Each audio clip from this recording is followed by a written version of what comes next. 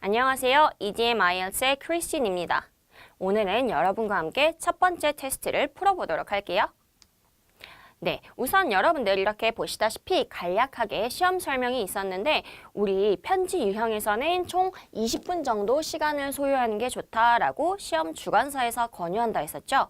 하지만 우리는 타스크 2, 논설문 유형에서 시간을 조금 더 벌기 위해 편지 유형에서는 17분 정도로 글을 쓰기로 했던 게 기억이 나네요. 그리고 글을 쓸 때는 분량을 한 150자 정도로 써라.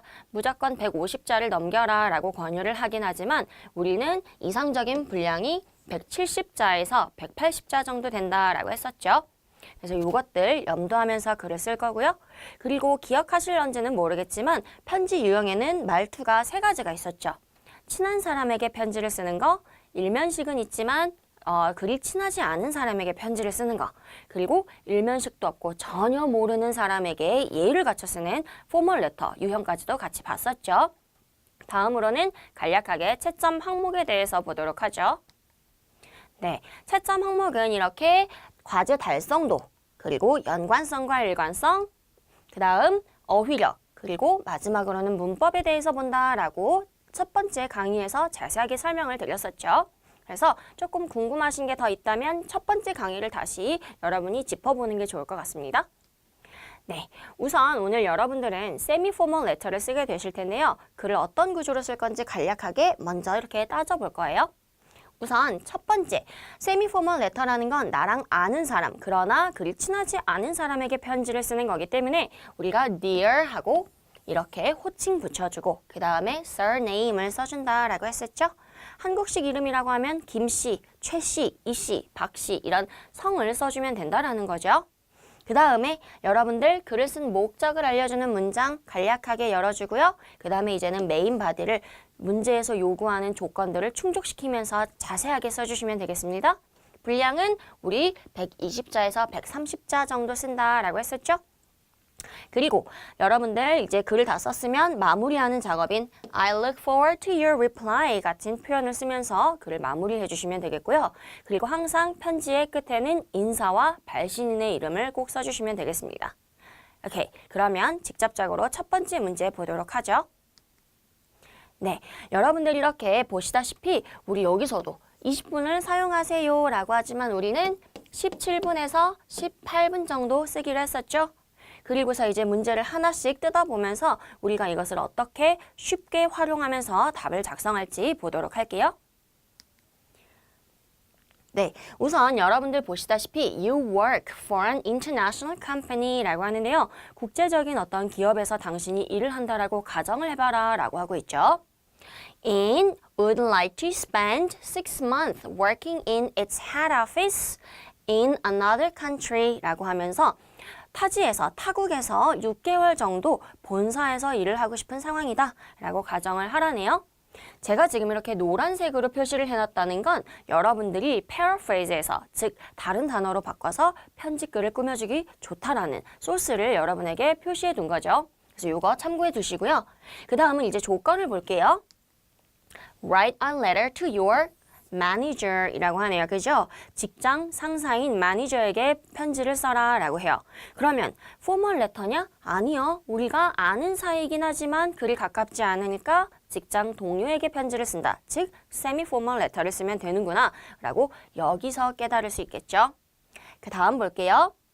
네, explain why, 이유를 설명하라 라고 해요. 그죠? 이유에 여러분들이 포커스를 두시면 되는데 조금 더 구체적으로 읽어보면 why you wanna work in the company's head office for 6 months. 왜 6개월 동안 본사에서, 타국에 있는 본사에서 일을 하고 싶은지 그 이유를 기술하세요 라고 하네요. 그 다음, say how your work could be done while you're away 라고 해요. 그래서 여러분들이 타국에서 일을 하는 동안 여러분들이 맡고 있는 업무는 본국에서 어떻게 수행이 될 수 있는지 그 대응 방안에 대해서 설명을 해라 라고 하죠. 마지막 조건. Ask for his or her help in arranging it. 이것이 실질적으로 일어날 수 있도록 매니저에게 도움을 요청해라 라고 하고 있죠. 그래서 지금 이렇게 초록색 표시된 부분도 여러분들이 초점을 두고 그리고 paraphrase 하면서 답을 작성하면 되겠습니다. 그래서 지금 보니까 조건이 이렇게 3개라는 것은 각각의 조건마다 여러분들이 3문장에서 4문장 정도 써주시면 된다라는 거죠. 그래서 우리 각각 한 문장을 보통 10단어라고 생각을 하기 때문에 이렇게 각각 조건마다 4문장씩 써주신다면 120자 쉽게 채울 수 있겠죠. 오케이, 그러면 넘어가서 여러분들 직접적으로 글을 조금씩 써보도록 할게요. 네, 지금 여러분들 우리 아까 쓰기로 했던 구조를 이렇게 보고 있고요. 같이 한번 보죠. 우리 노란색으로 표시된 부분이 paraphrase 하기 가장 좋다라고 했었는데 그에 앞서서 수신인에 대한 정보를 써주셔야 되겠죠? 기억하세요. 꼭 수신인은 문제 속에서 찾는 게 아닙니다. 주어져 있지 않기 때문에 여러분들이 임의로 정하시면 돼요. 그래서 저는 킴이라고 정해놨습니다.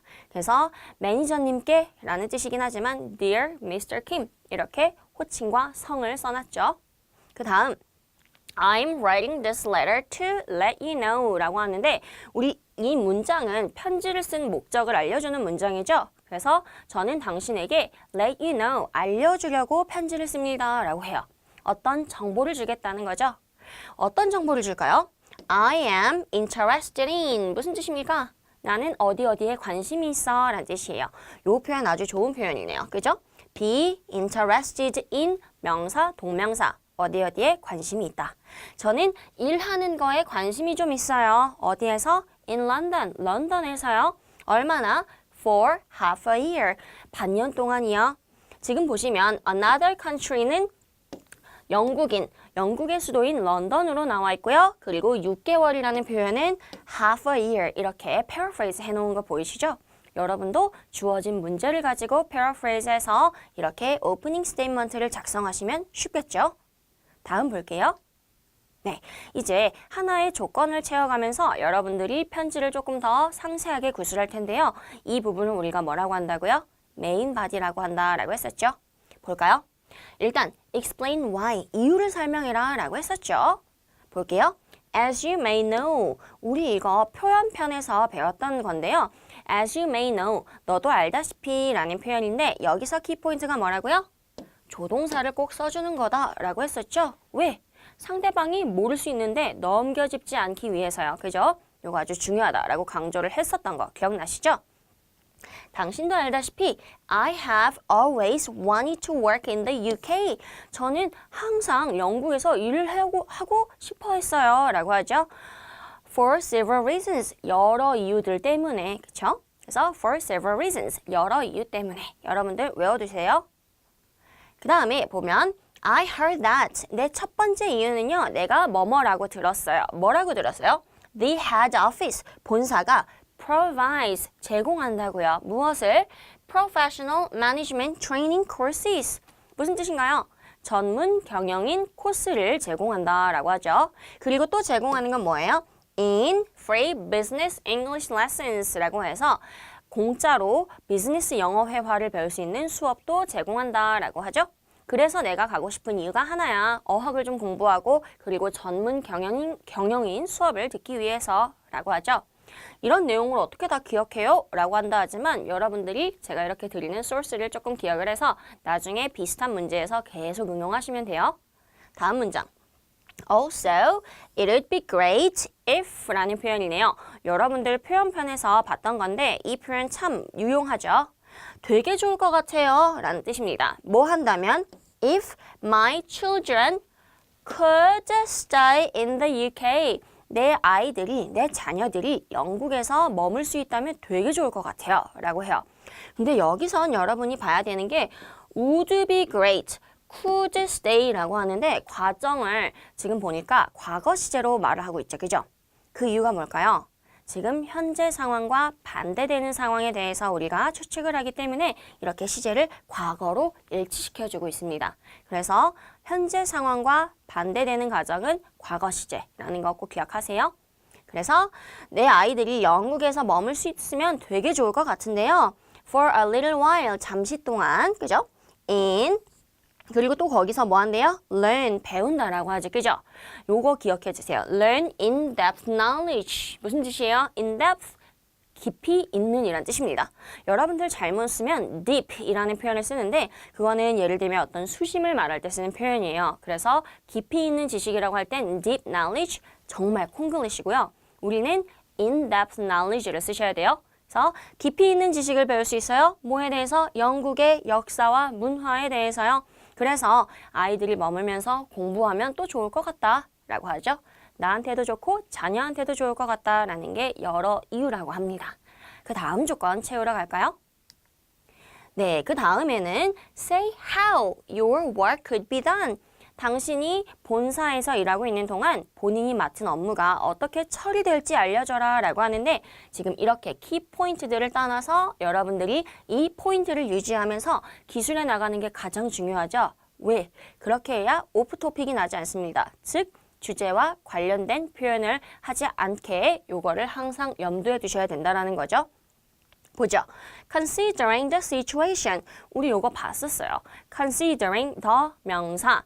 명사를 고려했을 때, 그죠? 그래서 우리는 상황을 고려했을 때 I can ensure that. 제가 보장할 수 있다라고 하죠. 그죠?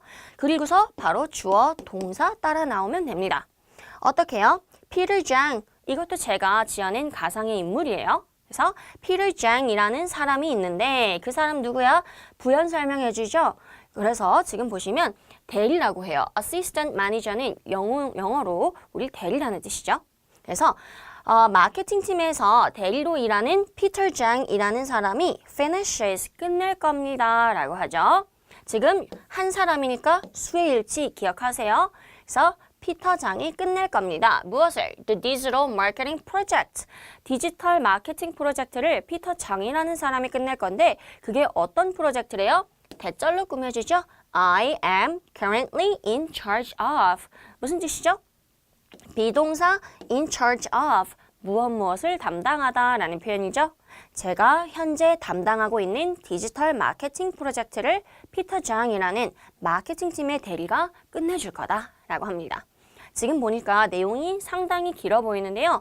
이렇게 삽입구가 있기 때문에 여러분들이 조금 더 길다라고 느낄 수 있을 것 같아요. 그런데 간단하게 보면 피터 장이 끝냅니다. 마케팅 프로젝트를 이렇게 3형식 문장을 사용하고 있을 뿐이죠. 간단하게 생각하세요. 다음 문장 보죠. 조금 더 구체적으로 설명을 하려고 하는데요. Furthermore 이라는 연결어구를 사용하고 있죠. 또한 I will make sure to 라고 하죠. 지금 보니까 I can ensure that 똑같은 뜻이에요. 그러나 ensure that 주어 동사의 구조고요. I can make sure to 동사 원형의 구조죠. 그죠? 그래서 지금 저는 확신을 해줄 수 있어요. 무엇을요? 뭐 하는 걸? Give him, 그에게 주는 것을요. 뭘 줘요? Detailed guidelines, 상세한 가이드라인을 내가 준다는 걸 약속할게요 라는 뜻이죠.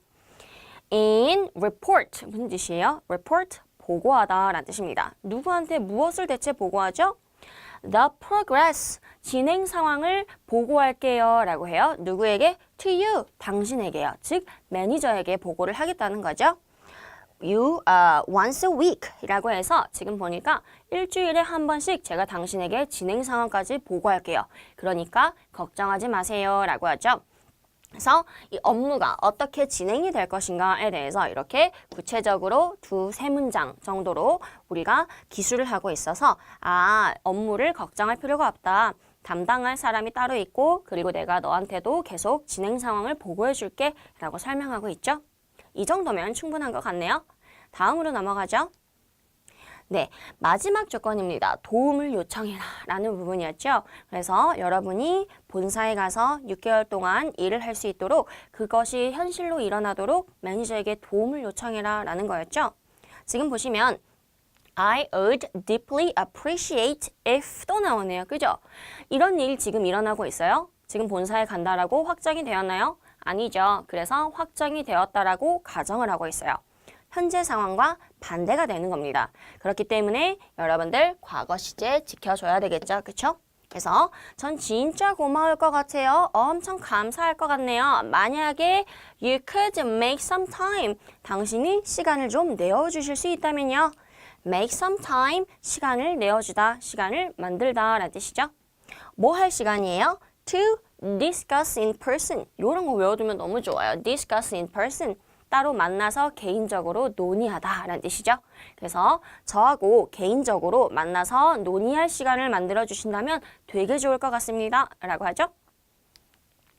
enclosed documents라고 하는데요. 우리 이거 동봉된 서류라는 뜻이죠.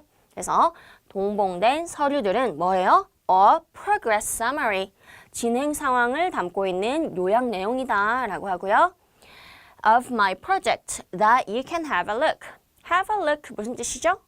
한번 보다 라는 뜻이죠. 훑어보다, 한번 보다 라는 뜻이라서 당신이 한번 훑어볼 수 있는 내가 맡고 있는 프로젝트의 진행 상황에 대한 서머리를 동봉합니다 라고 해요. 그래서 한번 훑어보세요. 저 갈 수 있어요. 제발 도와주세요 라는 표현을 담고 있죠. 그죠? 네, 이제 여러분들 우리가 편지를 조금 끝마칠 때가 됐어요. 그래서 다시 문제를 다 한번 상기시키면서 우리가 키포인트를 유지해 나가야 할 텐데 지금 보니까 work, international company, 6 month, 그리고 another country 기억하시죠? 그럼 보죠. I look forward to your positive response 라고 하는데요. 지금 보니까 제가 부탁을 하고 있는 상황이에요. 이렇게 일이 일어날 수 있도록이요. 그래서 그냥 난 너의 reply를 기다릴게, 답변을 기다릴게 라기보다는 저는 당신의 답변을, 긍정적인 답변을 기다릴게요 라는 표현을 쓰면 조금 더 자연스럽겠죠? 요 정도 센스 여러분들 문제를 보면 쉽게 할 수 있으니까 꼭 클로징 멘트를 쓰기 이전에는 문제를 한번 살펴보세요. 뭐가 가장 자연스러울지요. 그 다음에 뭐예요? 우리 인사말, 그죠? 끝맺은 말, yours sincerely 라고 써주고 발신인 이름 크리스틴 이라고 써주면 되겠죠? 오케이, 여기까지가 우리가 작성할 편지의 끝이었습니다. 그럼 이제 여러분들 편지가 전반적으로 어떻게 생겼는지 그리고 시험장에 가면 어떤 형태로 편지를 쭉 쓸 건지 보도록 하죠. 네, 이렇게 보니까 상당히 길어 보이네요. 그죠? 그래서 여러분들 단락이 이동할 때마다 이렇게 한 줄씩 띄워주는 거 아주 좋겠죠? 그래야 보기가 깔끔합니다. 그래서 지금 수신인에 대해서 이야기하고요. 오프닝 스테이트먼트로 글을 쓴 목적을 알려주고요. 그 다음 메인 바디를 각각의 조건을 맞춰가면서 이렇게 3개의 패러그래프로 작성을 하고 있죠. 그 다음에는 클로징 스테이트먼트로 내 글을 끝내주고요. 끝맺음 해주고요. 그 다음 yours sincerely, Christine Lee 이렇게 여러분들이 편지를 깔끔하게 마무리하시면 됩니다. 그래서 지금 편지의 분량은 169자 정도가 됐네요. 그죠? 우리 170에서 180자 정도 쓰면 이상적이다 했는데 저는 여기에 더 가깝죠. 그러면 여러분들 시험장에 가서의 팁을 하나 드릴게요. 시험장에 가서 편지를 다 썼어요. 근데 내가 150자를 넘겼냐 안 넘겼냐 이걸 어떻게 확인을 할 수 있을까요? 우리 아까 말했던 거 기억나세요?